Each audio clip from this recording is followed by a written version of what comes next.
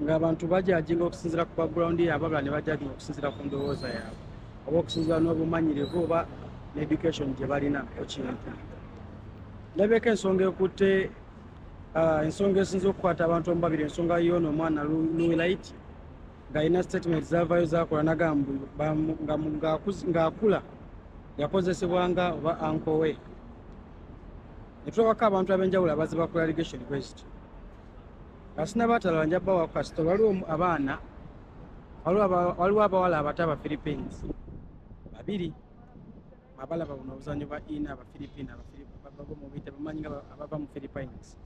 Baana bato balina emyaka 5 baamala ebbanga nga bakozesebwa anko waabwe, yabakozesa n'abakozesa kuva ku myaka 5 mpaka myaka 7.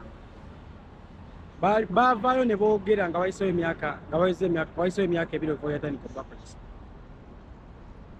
Omusango ne bagutuulamu ngeri gye baali abaana kuba bamanyi abaana kizibu nnyo abaana okuwa waliwo ekintu omwana kyakuwayiriza nga si kyangu okweggyako kitegeera nti baatuka ekiseera ne babakuba mu mbuga z'amateeka abaana ne bagenda ne bakola statement ne banoonyereza ng'ekintu kye babakola ebbanga nga kiraga nti waliwo n'obujulizi era omusajja ne bamukwata ne bamuteekawa mu kkomera. Bantu bangi nnyo sawa zino abayita mu mbeera nga omulala abasinga mubalaba ba celebrity abalala bafuna ne ssente abakozesebwa nga bakyali bato ddala abawala n'abasajja bennyini. Yakuwa example ya Oprah Winfrey, mukazi asinga obugagga mu nsi yonna, omu ku bakazi abasinga obugagga mu nsi yonna. Ng'akula yakozesebwa, waliwo abantu abaali bamukozesa bali anko we ng'amukozesa naye amwebakako ng'akyali muto akyali bujja n'akikolera ebbanga. Naye Oprah Winfrey yagenda ovaayo kyogera ng'ali mu myaka nga 43 nga biba bimukola muto. Alakeri sitole yemu bamukozesanga anti we yamwebakangako bayamukozesanga ng'akyali muto naye agenza obyogera ng'akuze. Baliwo abantu nga Tyler Perry neera bamukozesa ng'ali muto paka byogende yasazino bwe yavaayo yeyogereko obulamu bwe bwali naye n'avaayo n'abyogera full figure ne bamwebakako nga muto kitegeera naye n'avaayo n'abyogerako nga wayiseewo akaseera. Kiraga ki? Ti bw'otambulako omuntu yenna atambulako mu ggwanga Uganda. Njagala bazimbira nsonga tunagenda ku nsonga ya Luwi Light n'abantu bangi abavaayo bagamba omwana avuddeyo ku social media ayogedde mbu omusajja yamukwata temulina kye mukola temulina kye mwogerawo. Kakkana nze nkuwa ndowooza yange nawe osobola okuba ng'olina endowoozayo, feel free okuba ng'oteeka endowooza yo mu comment, subscribinga likinga tugende mu maaso. Ng'ovuddeko awo bw'otambula ssaawa zino n'ogenda mu malwaliro oba n'ogenda mu malwaliro nga KCCA n'ogenda mu bitongole bino ebiyamba abawala abato ab'embuto abafuna embuto nga tebanneetuuka kuba sensitization mweziri e Uganda tebagezaako okuba nga bafuna abaana abafunye embuto mu butamanya abalenzi be balimbye. Ssaawa zino ennamba esinga obunene oba abamu ku basinga obunene balina embuto mu bataata baabwe. Oli taata wange yajjanga ne bako n'anfunisa embuto weebali bangi naye nga gavumenti n'abantu abasinga NGOs zivuddeyo ne zigezaako sensitizing abaana abato n'abazadde nti ebiseera bisinga okubeera mu muzigo ogumu n'abaana abato nga bakuze. Omusajja obeera nga wazaala oba ng'obeera ne muwala muli babiri mwekka mu muzigo kiba kisi kirungi. Bw'oba olaba ng'omukazi avuddeyo ng'omuwala we akuze kiba beta ne weeyawula ku mwana oba omwana omusirika n'asomera mu kisulo.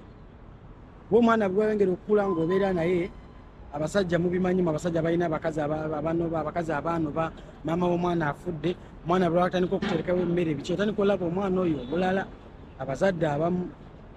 Era bw'ogenda saa zino mu malwaliro baana ne bavaayo ne bakubulira statement ajja kubulira taata ova maama we yanoba taata mbeerako kitegeera.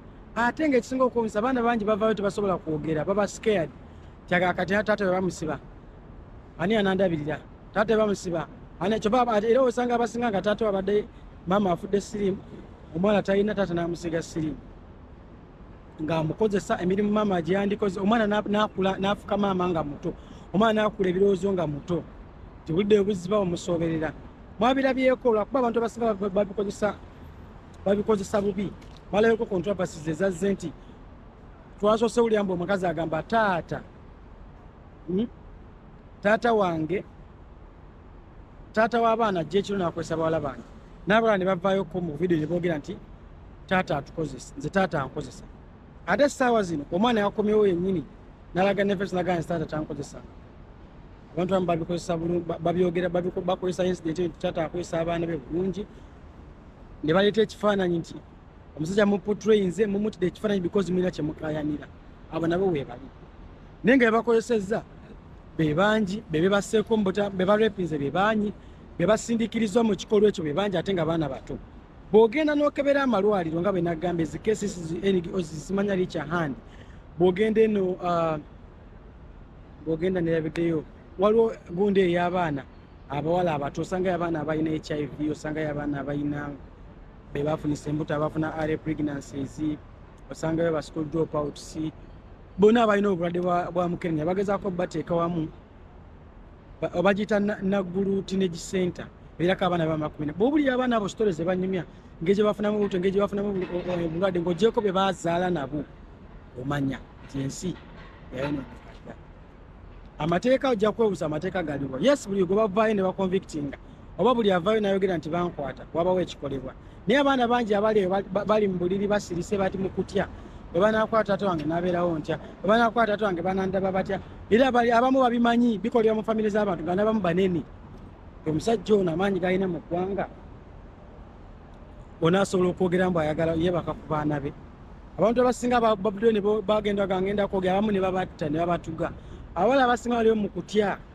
naye at the end of the day ki kyetukozeho okuba nga towala ebintu nga bino butabongera ku affectinga abantu oba butwongera kubanga byeyongera mu ggwanga kiba kimu ebasensitizing gezaako ofune abantu abo oba gezaako sensitizing bantu banno gezaako okole ekintu nga tekigenda ku affectinga mwana muto oyo oba gezaako okukola ekintu nga tekigenda kuba kibi mu maaso g'omwana kuba omwana agenda atukeesera kimubeereko nga bwolaba celebrities abasinga era beekanga omwana bamusalako ekiro paka ku myaka 10 natuka myaka 20 ng'oli abadde amwebakako ate nga taata we kuvanga muto naakula nga alina tuma naakula nga alina okutya ng'ate n'abasajja bamu tebafumbire na kufumbira kitegeera bingi nnyo mu ggwanga Uganda nti obwavu bulebemu ku bintu ebireese embeera eyo abasajja abamu tebalina sente zigula bakazi nti yani badde agula omukazi nazzawo omukazi we yagenda adda kimu ku baana be n'atandika kukozesa baana be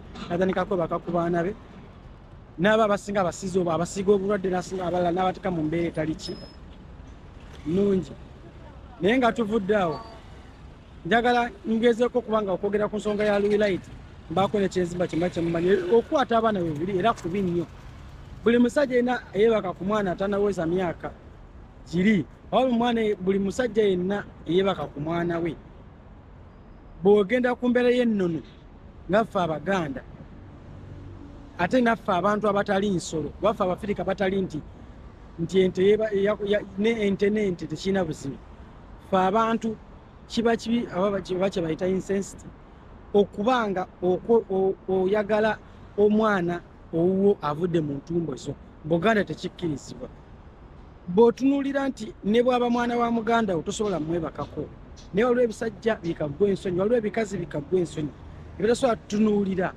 nti Abaganda bakiyita mwana wa kibi nwebaka ku mwana wo n'omukaka omukwano n'omukaka akaboozi n'omuturuza mu mbaga ya sitaani ng'akyali muto olw'ebizibu byo by'olina abasinga mulina obulwadde ne mudda ku baana ne mubakola bye mubakola kati kudde ku mbeera y'amateeka etteeka lya Uganda ligamba tokkirizibwa kubaka ku mwana atanneetu ekyo kimu oyo n'etteeka era erigamba nti omwana tokkirizibwa kubaka ku mwana wo gw'ozadde era wekivaayo nekiyogerebwa mbu ono yarepinze yadifayirinze yebase ku mwana gwazaala owoza oli mu kkomera naye bimwalabye ku muzeeyi oba ono seeka agezaako okwewozaako naye yewozaako ali mu kkomera so okubanga mukyamu okusinza allegation zaakyuse naye ali mu kugezaako okuwewozaako ng'ali mabega wa mitayini bayinza okuba balina byebakayanira oba bayinza okuba nga bimanyi ebyabakyalinza okuba badde alina ajati gwagenda okuwasa omukazi omupya nga alina byeyamusuubiza akazi n'agamba tonda bange kambeeko nange byenteekawo oba kambeeko nebyakufreminga kusobola okubanga ate tongabanya bintu byange namuki namukazi mulala oba mukazi muto. Bano abakazi abagamba nti nze yakuzimba oyo kuvaako alisa abaako ne wakutuusa ffenna tubifiirwe alisa ofiirwe obulamu oba ati sinokola ki. Abakazi abatalina independent mind nti nze obwongo bwona byako musajja waba taliwo njafunguzi oba musajja waba taliwo nsiraani. Nga tuvuddeko awo kati kambaze ku nsonga ya Luwi Light. Luwi Light yavaayo n'agenda ku social media n'agamba anko wange yankozesa. Ne bamubuuza lwayinaawo n'agamba nti yankozesa nga ndi muto. Ne bwe namulabye ng'ayina mu kazannyo ayina omwana gwakola ki? Ayina omwana gwali naye gwatuuzizza ku kisambi. Ne mpulira bubi nnyo nti nze n'oyo omwana ayinza okuba mukozesa byakola ki? Byankozesa. Luwi Light omwana oyo gwakolako allegation ezo ayinza okuba akozesebwa jawula kuba yakozesa ng'oli muto mwana wa muntu. Maama we bw'alaba ekintu ekyo kiyinza obutamusanyusa okubanga gwe mindset yo ogikutte oba ebyakutuukako ebikuta n'ebiteeka ku malala. Maama mpa ku sayidi ya maama ze toyinza kuŋŋamba nti you can be happy ng'oli agambye nti alina omwana wo alabika amukozesa ayinza okuba n'okola allegation ng'eyo. Omusango guyina nagwo ebbanga gye gubeerawo. Kitegeera guyina nti waliwo omusango okusukka omusango kubanga gususa emyaka 10 guba gubuusibwabuusibwa. Oli ajja agamba kuba ekisooka okukola ekireeta omuntu okuba convicted kiri ki? Beyond America bagamba to convict someone oba okusalira omuntu omusango nti gumusinze walina okuba proof beyond America agamba beyond reasonable doubt nti olisa obujulizi obutagaanika. Kyekyo kye bayita okubanga naye bw'oba n'ogamba nti gundi yakola kino nga toyina bujulizi bulaga oba okola allegations oba kusobola olabika ng'okuwaayiriza. Bantu bangi nnyo mbalaba ne bano baserebu omwana afuddeyo nayogera omwana ki ekiraga nti bamukwata? Weewaawo okukwata abaana kibi. Why do you have to wait for 20 years to pass ng'olina ozadde n'abaana novaayo n'ogaba bankwata? Tuva Fulofega bwe yakyogera teyakyesibaako. Alakeri bwe yakyogera teyakyesibaako. Oprah Winfrey bwe yakyogera teyakyesibaako mbumukwate omusajja oyo ate nga balina ssente. Because omusajja yakozesa oli muto kati olina emyaka 5 oli myaka 4 olina mu bufumbo. Sasa novaayo n'ogamba ono yankwata yankozesa. Sasa naye alina family gy'alina bati bajagamba alina family lwaki yankozesa ati biki? Yes, yakozesa okozesa abaana kibi. Naye kiba beta abawala abali eyo eno message yammwe bw'oba olina omuntu yenna akabasanya omuntu yenna akozesa byotayagala. It's easy akasajja pete kasudu. It's easy okuvaayo n'oyogera nga okyasobola nga wakyaliwo obudde oba n'obaako ne boogamba nti munnange obudde buzibu. Nabako omusajja nabako anko w'abaana eyo yali akozesa abaana ba Muganda baali ba mwana omukazi abazaala n'abatali gye babazaala omusajja natandika muganda wa bawe natandika bakozesa a lot of drama nekiri omwana yenna ali eyo muto message. Bw'oba olina omuntu yenna akukozesa ng'okyali muto vaayo yogera obuyambi weebuli. Bantu bangi bali ready okuyamba. Yogera kati, don't wait olabike nga hypocrite nga wayiseewo akaseera. Ojja labika ng'omuntu atalina magezi ovaayo n'oyogera nti bankwata ku myaka 4. Kyandibadde better for Luwi Light n'amagezi g'alina okuunderstandinga bantu bamu bagenda kikwata. Yes, musobola okuvuma n'ebino ebyokugamba mbu batta abantu eruweero batta abantu bituufu. Yes, next better. Anyway, byayogerwa akaseera kali era bikyayogera. Ekintu kyonna ekyogeddwa mu kaseera kakyo akatuufu kiba better. It's right. Omwana yenna ali eyo muto vaayo oweeyo omuntu yenna akozesa bano bankwatirira bano abaweereza abaana abato ebifaananyi by'obukaba bano abakuba ku bubina bw'abaana abato bano bankwana ba student bamugabe mala ebyatuse kono semanya doniani ngali kawala akato abasajja bannange bulanga omwana kwata ekisoko okukola omwana oba ogenda kutandika okwogera n'omuwala sooka osabe endaga muntu bala ebya Pretty Nicole nti Pretty Nicole mwana muto n'ebintu byakola bya kikulu n'abasajja bennyini otukeseera n'obasaasa n'oba kati bannange omuntu ng'ono naye wanaweza emyaka 5 ajja gamba baali bankozesa. Young children, it's high time to come out, to give out your voice. People are ready to help you. People are ready to give a hand. Social media ekola nnyo, muveeyo mwogere obudde nga bukyali. Oprah Winfrey alina ssente naye naye ayogera bogezi n'omusajja yankozesa. Omusajja asobola okuba nga walina tolina kyosobola mukolera because tolina evidence. You can't tie it on someone right now because it is too late. Kati saa zino kuba kwonoona linnya kuba ovudde mu kukozesa ki ogamba mbu omugundi yankoze. Omusajja bw'avaayo n'agamba nti ompayiriza. What can you say? Anya abana Uganda gy'osanga omuntu avaayo n'agamba gundi kino nina n'obukakafu ne bamutuusa mu kkooti nga talina kyayogera, talina kyayina. Oli kabaka, nze ndi kabaka, emizimu gyandoosezza, nze kabaka omutuufu. Naye omutuufu bamugamba okay, ng'avumye buli kiramu. Namugamba okay, tulage proof nga talina. Ayina agamba nze taata w'oyo omwana n'agenda ne mawulire n'alabisa. Naye omugamba simpokerete ne bakola DNA nga tewali mpapula. Naye omugamba simpoke genda mukomera we. Ne banyiiga omukazi asibye omwana mubi. Olina ave nakola statement ku muntu ataginaako makulu oba mutwe na makulu. We can give opinions but we don't have to attack people lwakuba tulina ebitusumbula lwakuba tulina ebituyitamu. Luwi Light, it's high time to cool down. Omanye osensitizinge. Gezaako kati okusensitizinga abantu babulire nti weekiri. You don't have to say omusajja oyo mumusibe yankozesa. Bw'avaayo n'agenda mu kkooti n'agamba nakukozesa awa ki ekiraga nti nakukozesa. Tokyasobola leeta bupale bwe basobola kukebera ne basangako DNA ye. Mu baana b'olina tolinamu wuwe. Tobasobola kukebera ne bagamba ku mubiri gwo sawa zino olina ekiraga nti yakkwata.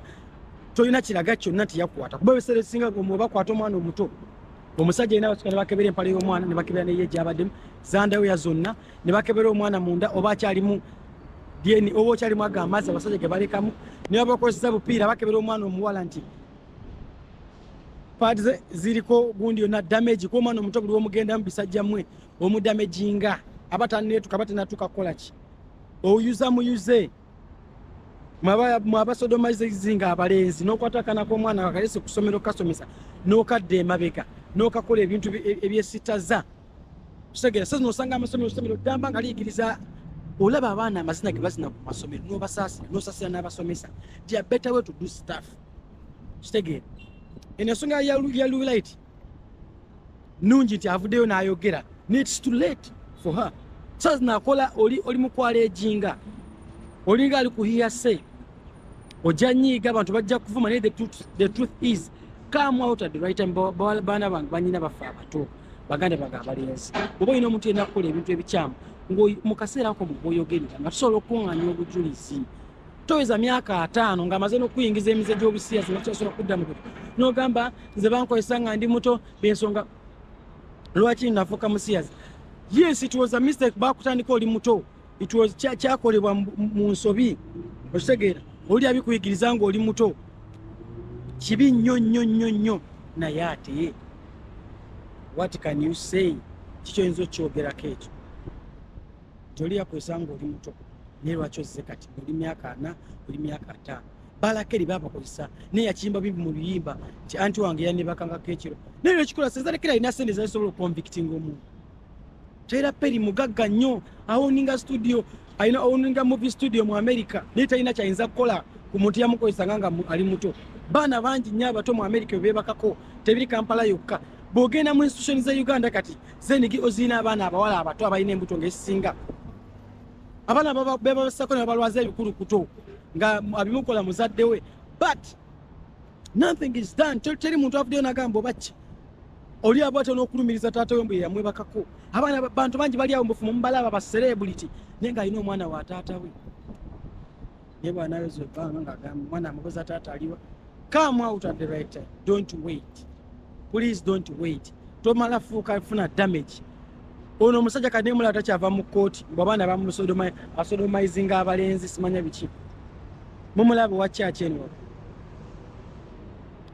because time etuuka nga byokoledde ebbanga birina okudda. oli wajjana avayo n'ayogera ekisooka nti ono gundi akola kino ebisera bisinga n'ekiconvicting omuntu bw'akola ekintu abasajja abakola ebintu mulaba baye bakakubana tebatera kukola kukikola gumu ne bamala. They keep repeating paka batukale bamwokyesa n'akola ensobi.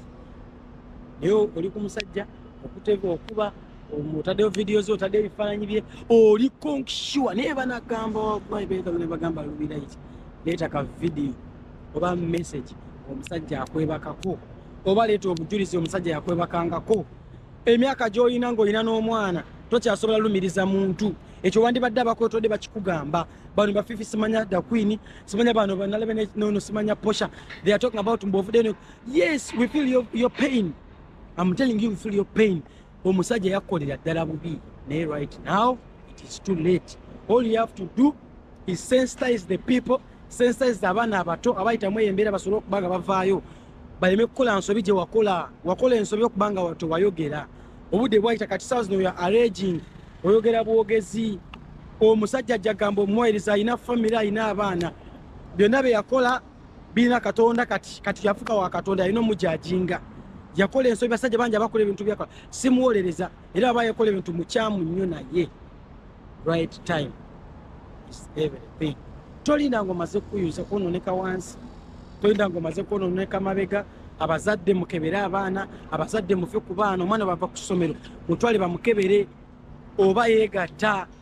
Kiswaza nesi kibi for the betterment nze bwe neegatta ne boyfriend mama agenda kunkebera nga nzizeyo waka sigamba oba tomwesiga but for the better. Saawa zinajja kirebamu obuzibu.